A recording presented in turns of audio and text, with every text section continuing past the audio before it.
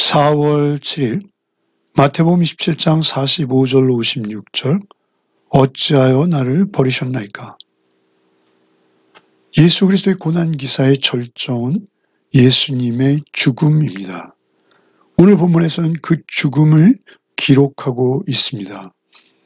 그리고 예수님의 죽음과 더불어 있었던 초자연적인 어떤 현상들을 기록하고요.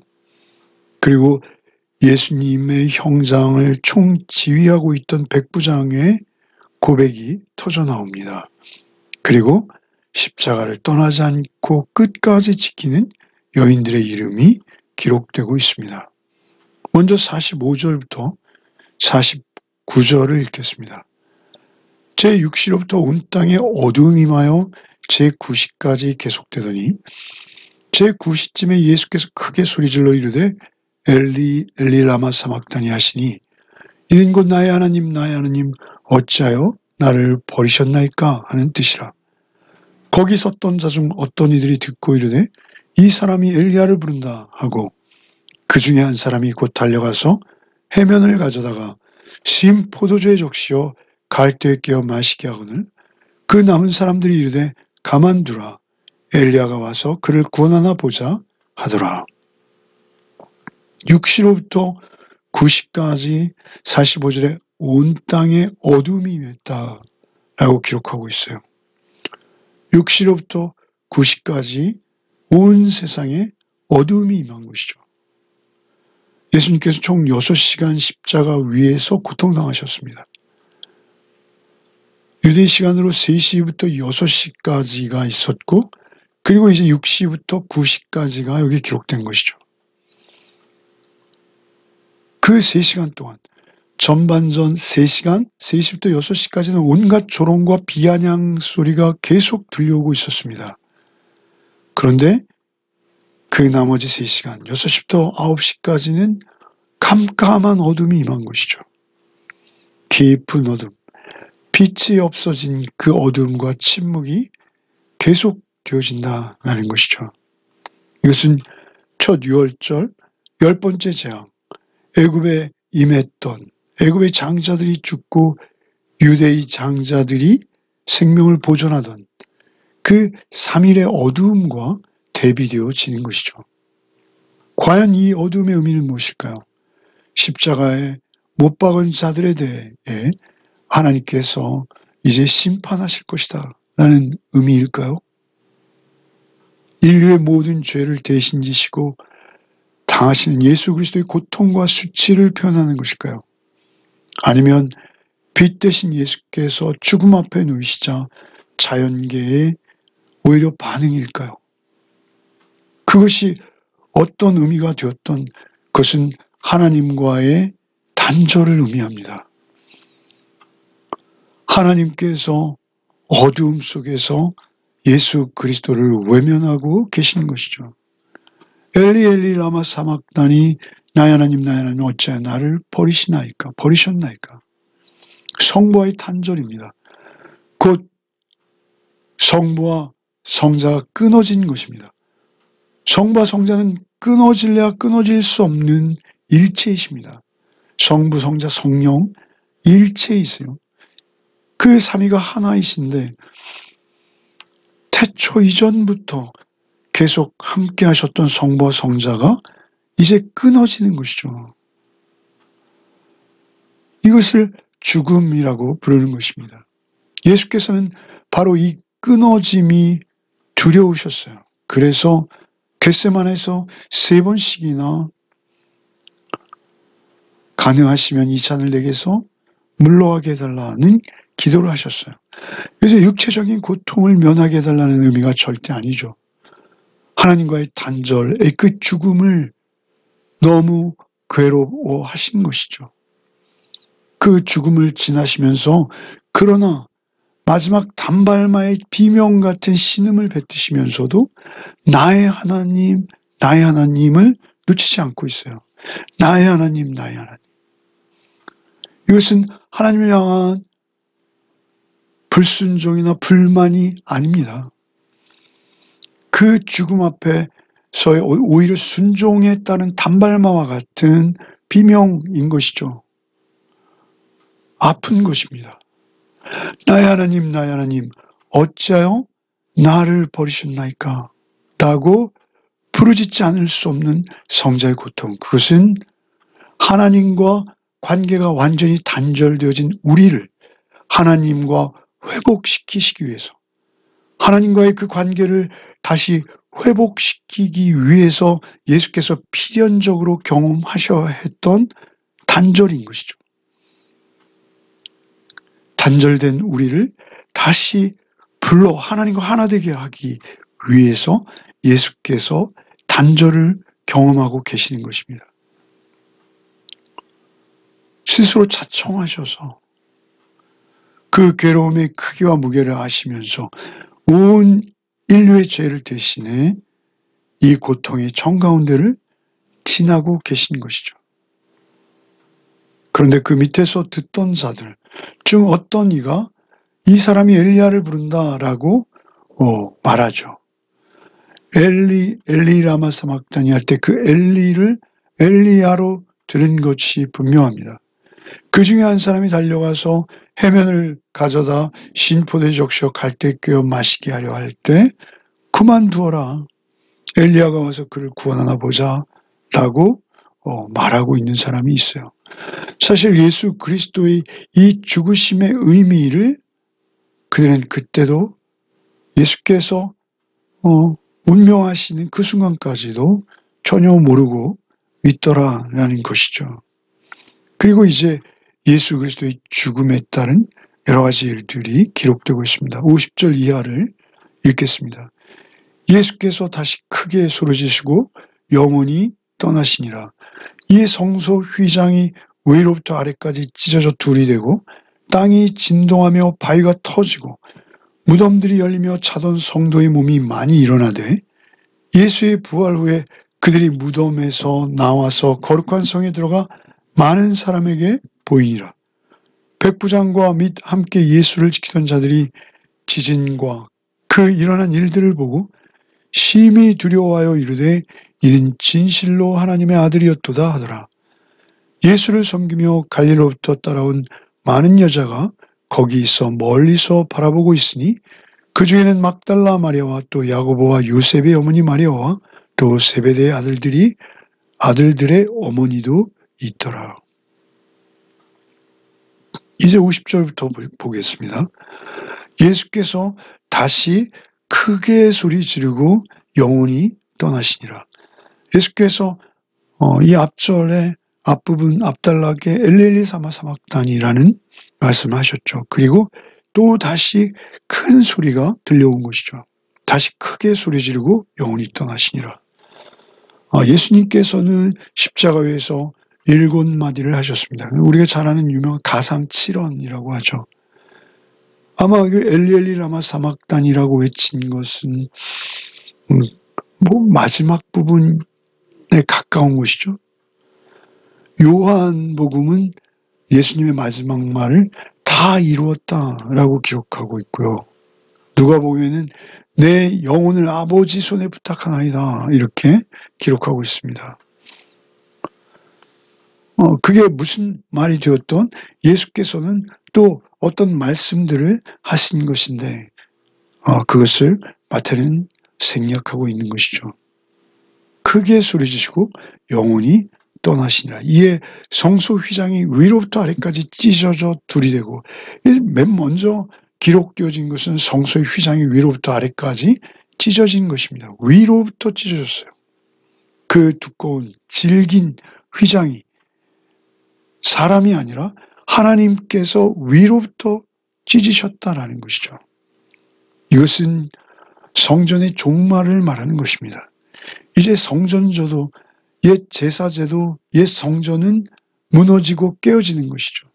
그리고 이제 예수께서 새로운 성전이 되시고 예수 그리스도를 통해서 이제 하나님과의 관계가 회복되어질 뿐만 아니라 하나님의 보좌 앞에 담대히 나갈 수 있게 되어진다는 것이죠.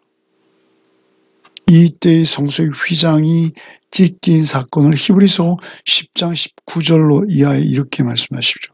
그러므로 형제들아 우리가 예수의 피를 힘입어 성소에 들어갈 담력을 얻었나니 그 길은 우리를 위하여 휘장 가운데로 열어놓으신 새로운 살길이요 휘장은 곧 그의 육체니라.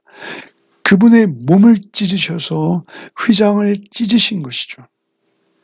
그리고 그 휘장이 위로부터 아래로 찢겨짐으로 말미암아 이제 우리는 성전 되신 예수 그리스도 하나 되어져서 하나님과 예수 그리스도 또 성령 삼위의 하나님과 함께하는 놀라운 은혜의 보좌 앞에 이제 언제든지 예수의 이름의 능력으로 나가게 되어진 것입니다.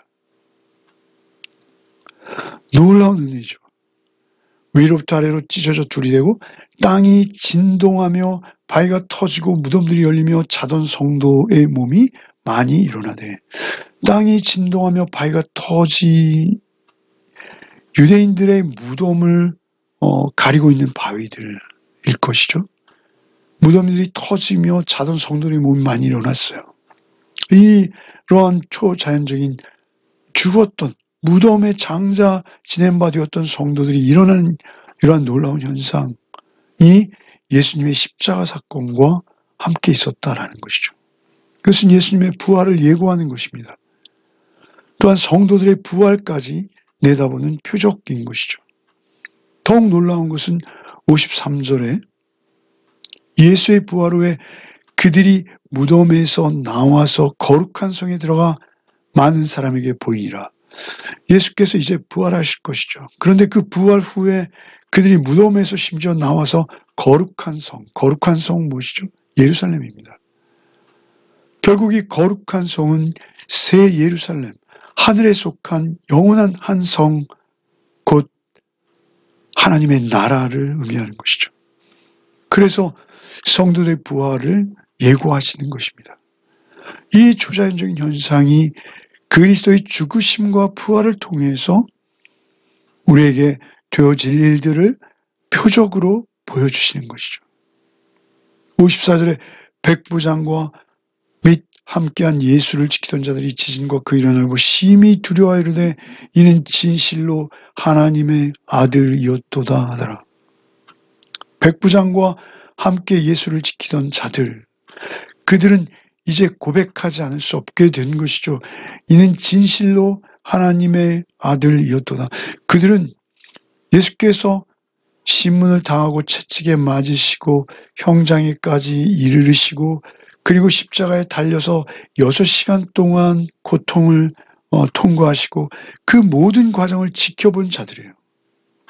낱낱이 지켜보았죠. 그 지켜보는 과정에서 성소의 휘장이 찢어지는 것은 장소가 멀어서 볼 수 없었을 것이죠. 그러나 땅이 진동하며 바위가 터지고 무덤들이 열리며 자던 성도들이 많이 일어나는 이것은 보았을 수도 있죠. 그러나 그보다 더 놀라운 것은 그 수많은 십자가형을 집행했던 그들이 너무나 다른 사람을 본 거예요. 이분은 너무나 다른 모습이죠. 그 모습을 보고 그들은 심히 두려워할 수밖에 없었다는 것이죠. 그 일어난 일을 보고 심히 두려워하여 이르되 이는 진실로 하나님의 아들이었도다. 마태복음에서 특별히 강조하는 하나님의 아들인 것이죠. 세례받을 때 하늘로부터 마태복음은 하나님의 아들, 이는 내 사랑하는 내 아들이라는 말씀이 들려왔고 변화산에서도 역시 하나님의 사랑하는 아들임을 마태는 기록하고 있죠. 심지어 마귀들도 하나님의 아들이라고 예수님을 부르고 있어요. 시몬 베드로도 하나님의 아들, 그리스도는 살아계신 하나님의 아들이라고 고백하고 있어요. 역설적으로 놀랍게도 십자가 밑에서 조롱하는 그들이 하나님의 아들이라면 내려와 봐라 라고 말하고 있었죠. 지나가던 자들도, 그리고 제사장과 그리고 장로들도. 그러나 그들이 사라져간 그 자리에 백부장의 고백으로 다시 하나님의 아들임이 선언되어지고 있는 것이죠. 얼마나 역설적인지요. 결국 하나님의 아들이오든 내려와 보라라는 그 말이 내려오시거나 부활하시기도 전에 그 백부장의 고백으로 터져 나오고 있다라는 것이죠. 결국 하나님의 아들로 오셔서 하나님의 아들로 돌아가시는 것입니다. 그렇게 놀라운 고백, 진실로 하나님의 아들이었도다. 누가복음에서는 백부장이 이 사람은 정녕 의인이었도다 이렇게 기록하고 있죠. 하나님의 아들이라고 말했을까요?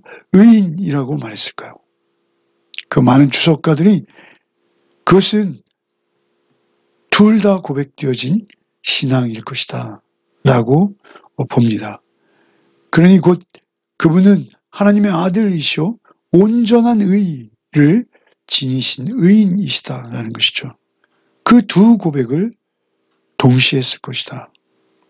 그래서 그 관점대로 하나님의 아들을 중요시하는 마태는 하나님의 아들이었도다라고 기록하고 있다라는 것이죠. 하나님의 아들이 이 고통을, 고난을 스스로 자원하셔서 받아내고 계신 것입니다. 그리고 이제 그 십자가를 멀리서 바라보고 있어요. 세 여인이 바라보고 있죠. 그들이 멀리서 바라보는 이유는 현장의 여건상 가까이 갈 수 없는 상태였을 것이다 라고 여겨져요. 그 십자가 밑으로 나아갈 수 있는 길이 차단되어 있었죠.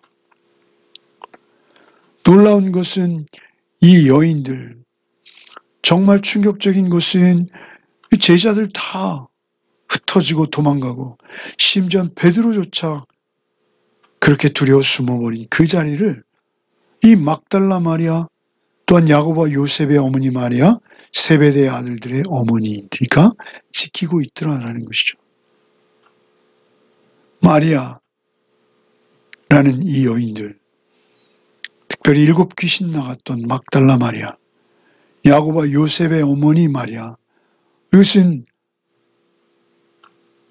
마리아, 이 마리아는 예수님의 어머니라고 보여집니다.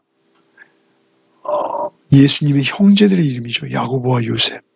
그리고 세베대 아들들의 어머니, 이 살로메.